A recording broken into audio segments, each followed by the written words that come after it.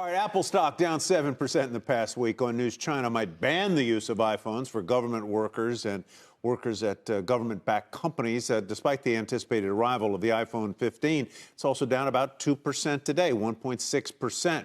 So will any of today's announcements be a catalyst for the stock as we move ahead into the fall and winter months? Let's ask Daniel Newman. He is the CEO of tech advisory and research firm, the Futurum Group. Daniel, welcome. Good to have you with us.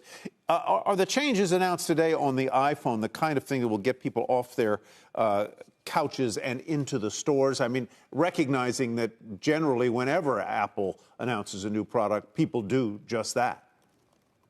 Well, Tyler, I think they're hoping that we're going to be able to tap our fingers and just run over to the store and pick up the newest device and not think about the incrementalism. Are we making a big enough improvement in the battery life? Are we improving the feature set enough? Is it processing faster that you're like, oh my gosh, I've got to run out? Now, a lot of people question this and have questioned this from generation to generation. But like you said, Tyler, they continue to go out and buy these devices. So far as a technology analyst, I'm not super impressed with what I'm seeing from generation to generation. But having said that, Apple's faithful tend to show up. And this is a big moment for the company. It does feel, whether it's Apple you're talking about or a Samsung model or a Google model, that the kind of improvements are really small incremental improvements as opposed to anything else. I mean, the camera is getting better, maybe the processor is a little faster and so on and so forth. But let's talk about this USB mini plug. Is that in any sense a game changer? Does that make it a more convenient phone to use because now you can use other plugs? Yeah, I don't know if it should excite you or concern you that so far the biggest announcement to me is the USB-C. I think this is a big moment, one, to show that the European Commission and its regulatory and policy can drive real change within big tech. But secondly, I don't know about you, but I've got drawers full of these lightning cables. And part of me is frustrated because they're very expensive. And as I upgrade, and I always do, I will have to rid myself of all of those. But at the same time, I have many other devices that benefit from USB-C. And to me, it just makes sense to have a standard there. It's good for us. It's more sustainable. It's good for consumers and spend. I can't tell you how many times I can't find that lightning plug when I need it.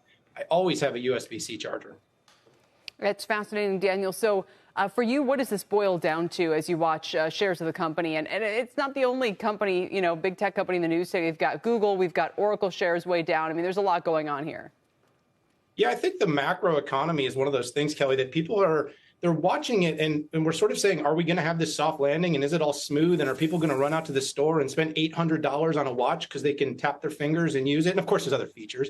Or are people going to become a bit more conservative? We're seeing credit crunches on the outskirts. We're seeing, of course, interest rates higher for longer. We're looking at the inflation data. And I just still don't understand if I had the 14, what is that thing that's going to compel me to run out? And that's what Apple investors need to be worried about. And I think that's what's driven the recent pressure on the company's stock. Let's talk a little bit about the possibility that China is going to in some way restrict the use of iPhones among government workers or maybe state-owned enterprises.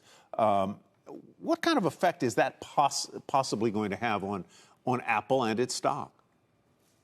Well, of course, it's limited to that subset of workers, but less devices can certainly influence. And of course, the concerns about China and the overarching concerns about China are substantial.